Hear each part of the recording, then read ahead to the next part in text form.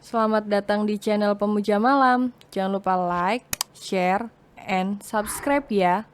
Terima kasih.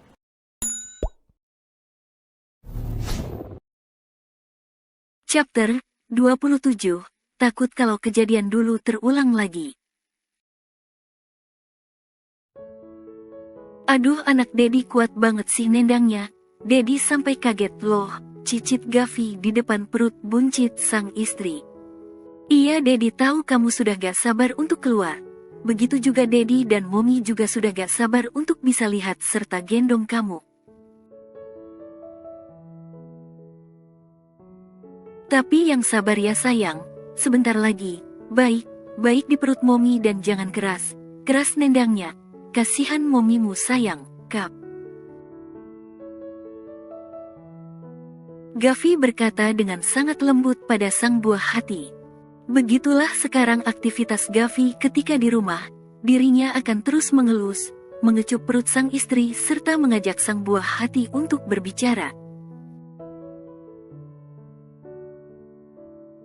Suatu momen yang tak akan bisa terulang kembali nantinya.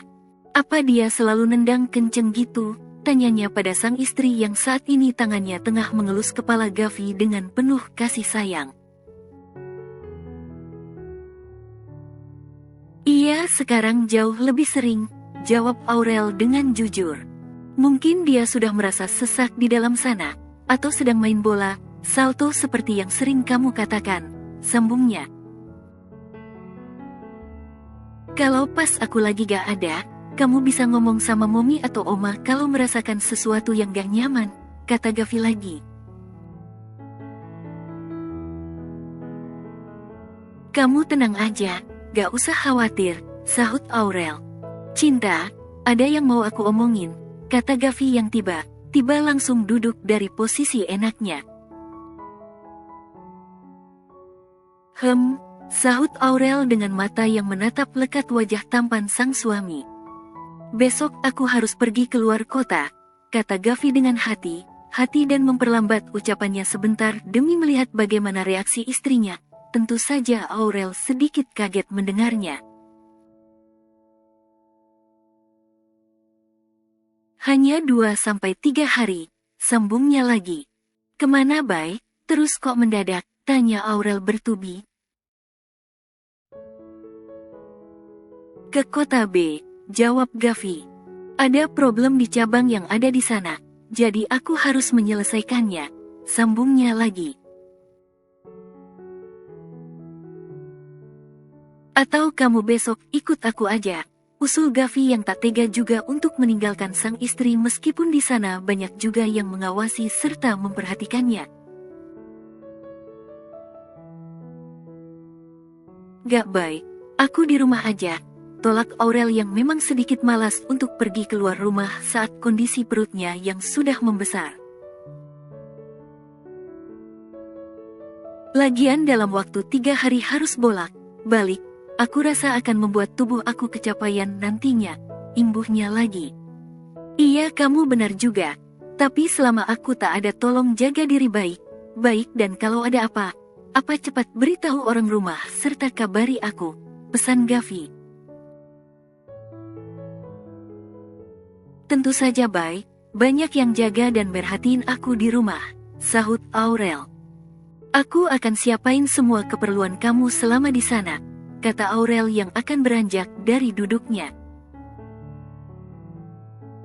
Melihat sang istri yang berjalan ke arah ruang ganti membuat Gavi langsung ikut mengikuti. Gavi rasanya tak tega jika harus membiarkan istrinya itu mengemas segala keperluannya sendiri.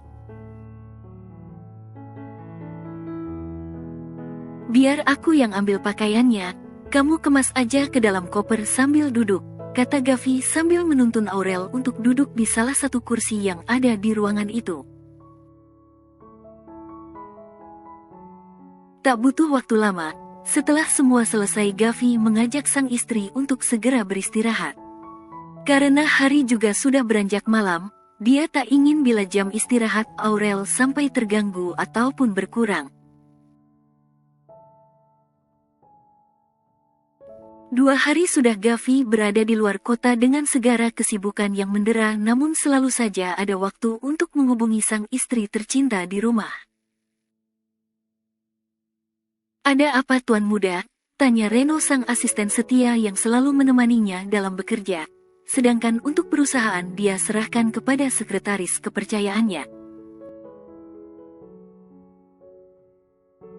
Dia yang sedang berjalan di lorong hotel setelah melakukan pertemuan dengan klien tiba berhenti karena melihat sang atasan yang berhenti dari jalannya, dan hal itu membuat Reno bertanya-tanya.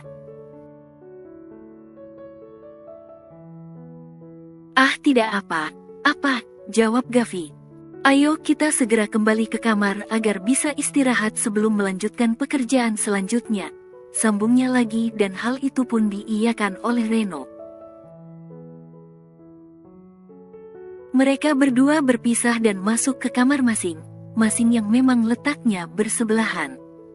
Begitu masuk ke dalam kamar, Gavi langsung mendudukkan dirinya di sofa dengan tangan kanan yang menyentuh dadanya sendiri. "Kenapa seharian ini perasaanku begitu tak tenang?" gumamnya. Bahkan Reno pun seharian ini sempat menanyakan hal yang sama beberapa kali saat melihat bosnya itu terlihat gelisah.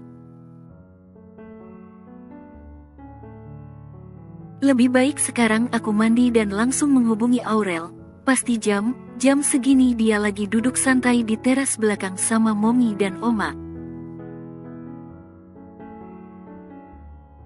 Gumannya lalu berjalan ke arah kamar mandi untuk membersihkan tubuhnya. Siapa tahu itu semua hanya efek lelah karena banyaknya kegiatan serta pekerjaan dirinya hari ini. Sedangkan di kota yang beda, Aurel memang saat ini sedang duduk bersantai bersama ibu mertua dan omanya di teras belakang, sama seperti yang ditebak oleh Gavi.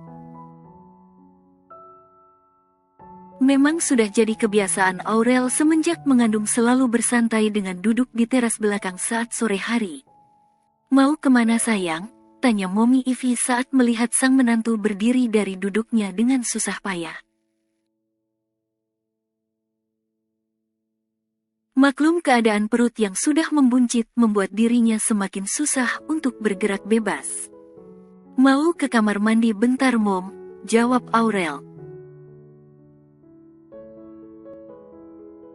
Hati ya," kata Oma yang diangguki oleh Aurel.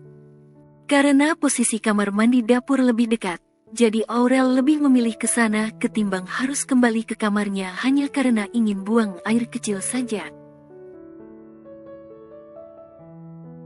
Di dapur terlihat sekali para ART sedang sibuk untuk mempersiapkan makan malam mereka nanti. Tapi walaupun begitu, mereka tetap menyapa sang nyonya muda di sela aktivitasnya. Leganya, gumam Aurel begitu telah selesai. Dengan langkah santai dirinya keluar dari kamar mandi, namun siapa sangka jika kejadian yang tak mengenakan pun terjadi. "Ah," pekik Aurel dengan badan yang sudah terduduk di lantai. "Nyonya muda," seru para ART yang langsung tergopoh-gopoh menghampiri. Perutku sakit sekali," rintih Aurel dengan tangan yang memegang perutnya dan air mata yang juga telah terurai di pipi. "Ya ampun darah," pekik salah satu ART ketika melihat darah keluar dari pangkal paha Aurel. "Ah, Aurel," panggil Momi Ivy tertahan begitu melihat keadaan sang menantu. Bahkan saat ini tubuh Momi Ivy seketika mematung, ada rasa takut bahkan membangkitkan rasa traumanya ketika kehilangan putrinya. Sedangkan Oma Cecil sudah berjongkok di samping Aurel. "Ada apa ini?" tanya Dedi Geva yang baru saja pulang dari ketemu rekannya di luar. Kebetulan berbarengan dengan Opa Gary yang keluar dari kamarnya karena mendengar suara ribut-ribut. "Sayang, Mom," panggil Dedi Geva pada istrinya yang saat ini hanya diam terpaku. Karena tak mendapatkan respon, Dedi Geva melihat ke arah di mana istrinya memandang. Betapa kagetnya saat dirinya mendapati sang menantu yang duduk di lantai dengan berurai air mata. Serta ada mamanya yang duduk di sampingnya dengan tangan terus mengelus perut Aurel. Tadi memang tak terlihat, karena banyaknya ART yang mengerumuninya. Geva, sentak Papa Gary yang saat ini juga sudah berada di samping cucu mantunya. Mendengar gelegar suara sang papa membuat Dedi Geva langsung tersadar dari keterkejutannya dan langsung menghampiri sang menantu meninggalkan istrinya bersama salah satu ART. "Tolong minta supir untuk segera siapkan mobil," perintah Geva. "Sudah tuan," sahut salah satu ART yang datang tergopoh-gopoh dari arah luar. Sepertinya dirinya lah yang memberitahu salah satu supir keluarga Marcio untuk bersiap. Tanpa babi bu lagi, Geva langsung membopong tubuh Aurel. Meskipun usia sudah dibilang berumur, tapi untuk stamina jangan ditanya. Karena keluarga Marcio selalu menerapkan hidup sehat. "Mom, ayo kita bawa Aurel ke rumah sakit," bisik Dedi Geva tepat di samping telinga sang istri, dan ternyata hal itu berhasil membuat kesadaran Mommy Ivy kembali.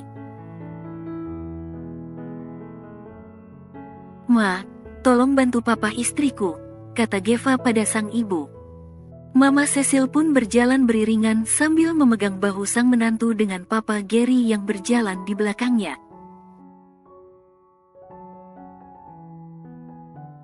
Dengan kecepatan penuh mobil keluarga Marcio membelah jalanan. Untung saja saat ini keadaan lalu lintas bisa dibilang cukup sepi sehingga mempermudah perjalanan mereka.